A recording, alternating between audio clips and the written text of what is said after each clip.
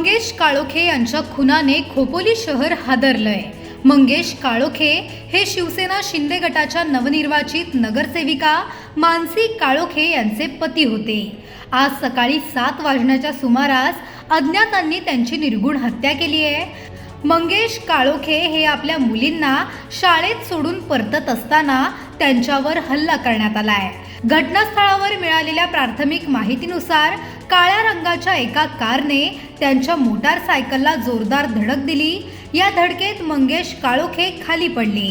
सदर गाडीतून आलेल्या 4-5 अज्ञात आरोपींनी मंगेश काळोखे यांच्यावर वार केले। या हल्ल्यात मंगेश काळोखे यांचा जागेवरच मृत्यू झालाय। या घटनेची माहिती समजताच शेकडो लोक घटनास्थळावर दाखल झाले। पोलिसांनी मृतदेह शवविच्छेदनासाठी पाठवला असून पुढील तपास सुरू केला आहे।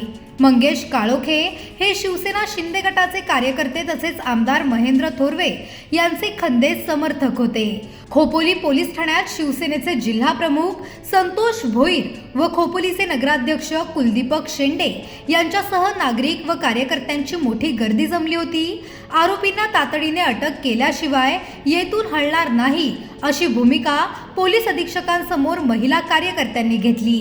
मंगेश काळोखे यांची हत्या राजकीय वैमनस्यातून केली असावी असा संशय व्यक्त केला जात आहे। पोलिसांची तिन्ही पथके आरोपींचा शोध घेत आहेत। या घटनेने खोपोली शहरात मोठी खळबळ उडाली आहे।